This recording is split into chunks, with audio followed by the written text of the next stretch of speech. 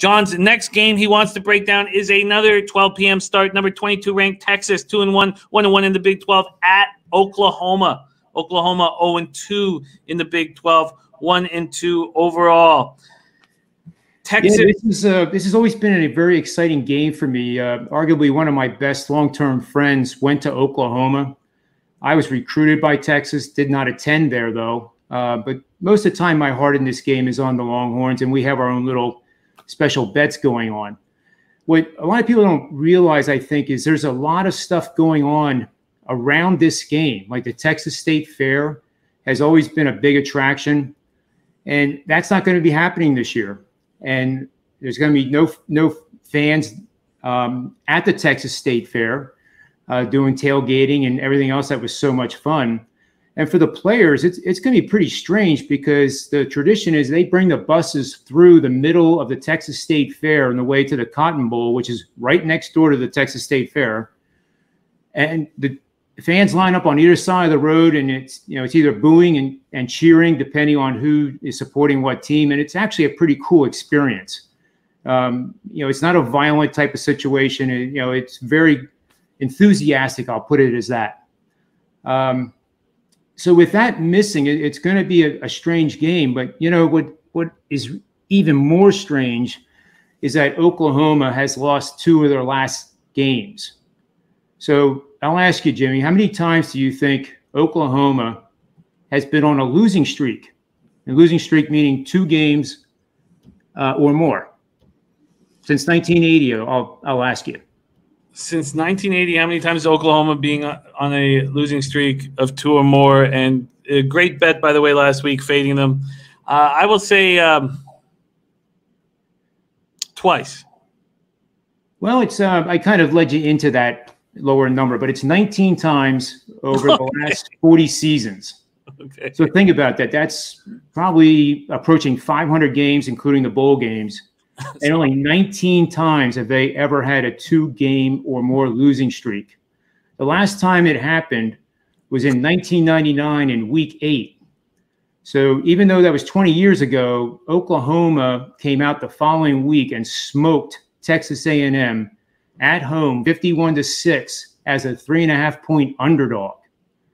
So in this game, I see them as a favorite, not being ranked, against a ranked conference foe. So you can tell I'm already leaning towards the Sooners. The Sooners also find themselves in a rare situation, entering this game with a losing record and not being ranked. You may remember 2 weeks ago they were ranked 3rd, lost, dropped off a cliff to number 18, lost again at Iowa State, and now they're unranked, which is very, very rare for them. Since 1995, that's happened only 12 times.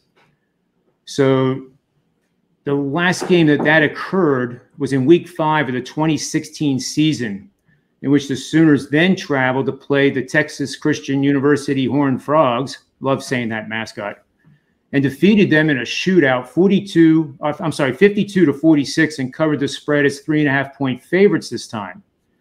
So there is a trend that shows that after these just absolutely pathetic performances, and that's the only thing I can call it with the Sooners right now, that they do get their act together and they come back with a vengeance. And adding to it is the fuel of this big rivalry against Texas. There is a betting system here. And this is really interesting, Jimmy, because this is one of the few times in my 26 years I've ever seen this. So here's the betting system. Over the last 10 years, it's gone 43-15 for 74% winning bets. Pretty good. Dime Player has made $27,250 on these bets spanning that 10 seasons. So the requirements are that you're going to play against any team that is lined within 3 points on either side of Pick'em and has been outscoring their opponents by 7 or more points per game and has a struggling defense that has allowed 31 or more points in 2 consecutive games. So what is really rare about this is that it applies to both teams.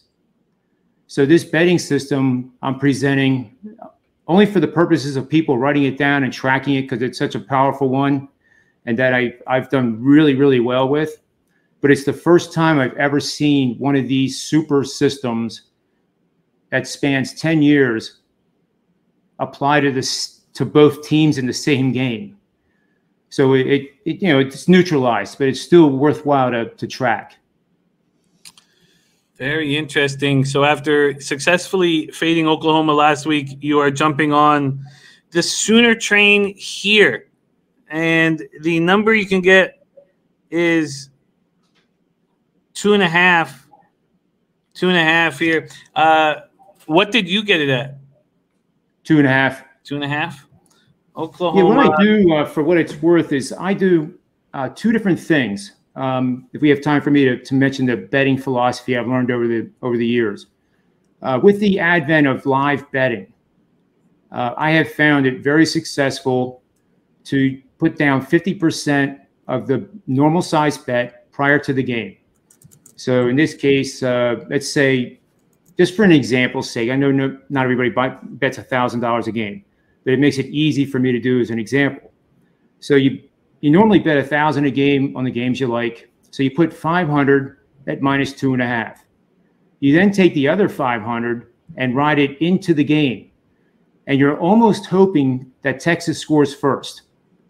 Texas scores first or actually gets out to a 10-0 lead. You then have half of your normal bet in hand to take advantage of the Sooners being an underdog. So if Texas would get out to a hot start, you could then get Oklahoma at an even cheaper price, and you average in your betting line, and that has worked really, really well in these big games. I haven't tested it with my models or the database for the lesser conferences, only because of time.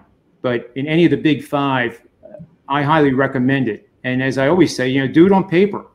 You don't have to use real money to get real results. See what the live bet line is, write it down, put down what you would have bet on it, and go from there. It's been extraordinarily good in the NBA. We are here to talk about the college football. But that's a great way of doing things. I love that, and makes it so much more enjoyable too when you know that you can attack while you're watching the game.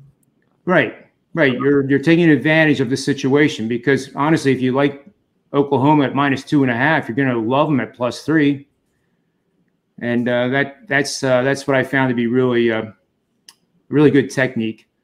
And one last thing about this game, I'll ask you this question: do you think Texas can hold the Sooners to fewer than 28 points? Well, if you are reading what the chat is saying, they think that 72 is not high enough of a total. So I would agree with you. The answer would be no. Yeah, and I agree with you. And the Sooners, when they have scored more than 28 points, they have gone on to a 92-13 straight up record. So this brings in the money line, which would be pretty cheap even now, given that they're 2.5-point favorites. They're 61-43 with one push against the spread when scoring 28 or more. And conversely, I think, and the models think, that the Sooners will hold Texas to less than 28. And in that situation, the Sooners are 72-2 straight up and 52-21-1 against the spread. That the average cover was 6.4 points in every one of those games, including the losses. So the pivot point on 28, the Sooners get over 28, that might even be a 0.2 that you look at the live bet. And even if it's -7, 9, it doesn't really matter, because our history tells us that when Oklahoma goes over that 28 barrier, it usually results in an ATS win. There you have it. We have John Ryan on number 4 ranked Florida, and also backing Oklahoma on the 12 o'clock starts on Saturday.